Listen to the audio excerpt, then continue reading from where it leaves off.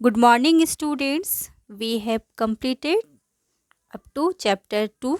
Now we will start our new chapter, part 3, मात्राएं। बच्चों, हिंदी भाषा में वर्णों को लिखने के लिए जो चिन्ह बनाए गए हैं वे चिन्ह मात्रा कहलाते हैं। बच्चों, पिछली अध्याय में हम लोगों ने जानकारी प्राप्त कर लिया था। तो बच्चों, वर्णों को लिखने के लिए जो चिन्ह बनाए गए हैं वे ही मात्रा कहलाते हैं, वे चिन्ह मात्रा कहलाते हैं। बच्चों, हिंदी वर्णमाला के सभी व्यंजनों में अस्वर मिला होता है। अस्वर के बिना हम व्यंजनों का उच्चारण नहीं कर सकते हैं, मतलब वो अधूरा होता है। बच्चों, यहाँ पर स्वर क्या गया है, स्वर है। हम जानकारी प्राप्त कर चुके हैं पिछले अध्याय में कि स्वर 11 होते हैं। तो स्वर अ से औ तक ये स्वर है।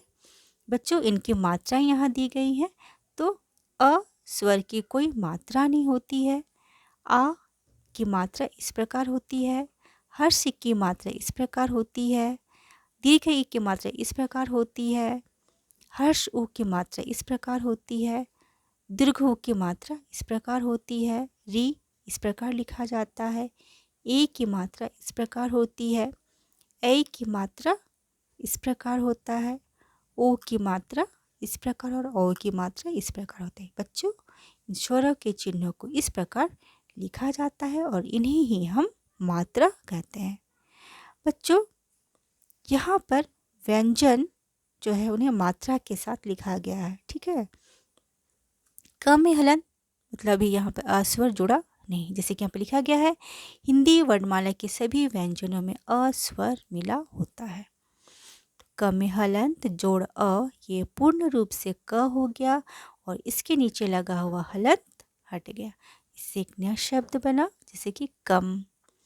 इस प्रकार यहाँ पर क में हलंत जोड़ आ स्वर जुड़ गया तो ये हो गया का, तो ये हो गया काम शब्द।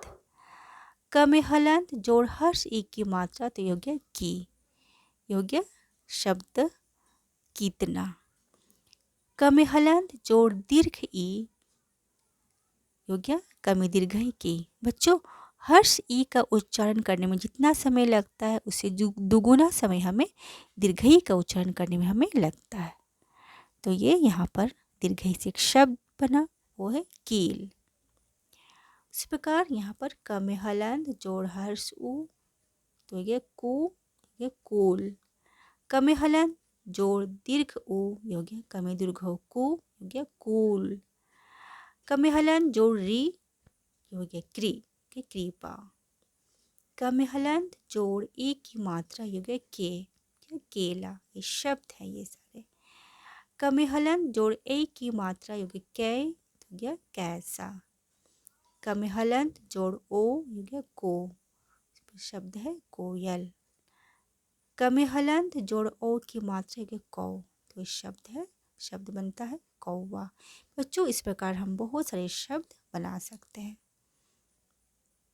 तो बच्चों, मात्रा किसे कहते हैं? तो वर्णों को लिखने के लिए जो चिन्ह बनाए गए हैं वे चिन्ह मात्रा कहलाते हैं। बच्चों, अब हम लोग अगला देखेंगे शब्द। शब्द किसे कहते हैं? बच्चों, वर्णों की सहायता से हम बहुत से शब्द बना सकते हैं, लेकिन सही शब्द वही होते हैं जिनका कोई अर्थ होता है। बच्चों, वर्ण है ना, तो वर्ण क्या क्या है? एक है स्वर और दूसरा होता है व्यंजन।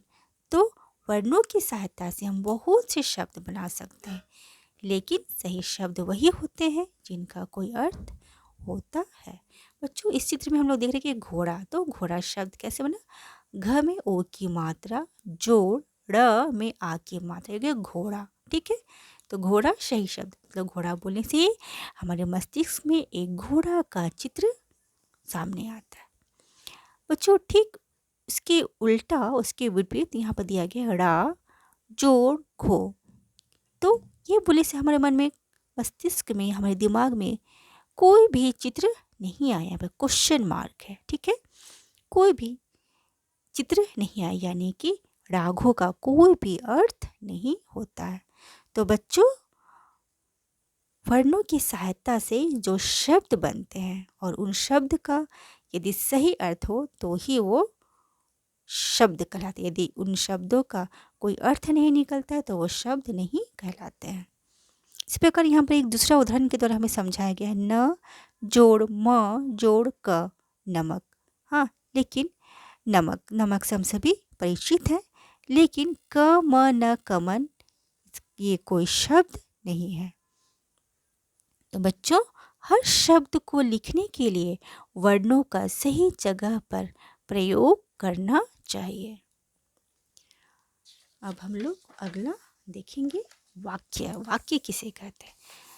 बच्चों, अभी तक हमने देखा कि मात्रा किसे कहते हैं और शब्द किसे कहते हैं। अब हम लोग वाक्य देखेंगे। बच्चों, वर्णों के मेल से अभी हम जानकारी प्राप्त की कि वर्णों के मेल से शब्द बनते हैं। ठीक इसी तरह शब्दों के सही मेल से वाक्य बनते हैं। वाक्य कैसे बनते हैं? शब्दों के सही मेल से वाक्य बनते हैं। बच्चों, यहाँ पर कुछ उदाहरण दिए गए हैं जो इस प्रकार है। जैसे बच्चा पढ़ किताब है रहा। ठीक है, तो यदि हम इन सभी शब्दों को मिलाकर एक जगह रख देंगे तो वह वाक्य नहीं कहलाएगा। बच्चा पढ़ किताब है रहा।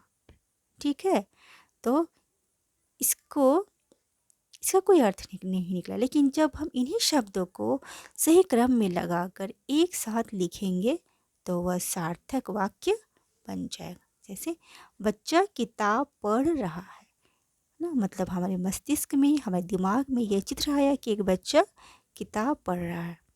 तो बच्चों, वर्णों के सही मेल से शब्द बनते हैं और शब्दों के सही मेल से वाक्य बनते हैं। हम आपसी बातचीत में वाक्यों का प्रयोग करते हैं और इन्हीं वाक्यों से भाषा बनती है। बच्चों, यहाँ पर मैंने तुम लोगों के लिए एक नोट्स रेडी किया है। बिल्कुल इसी प्रकार इसे अपनी स्कूल की हिंदी की कॉपी में लिख लेना है। हम लोग बुक का अगला एक्सरसाइज हम लोग अगले वीडियो में करेंगे।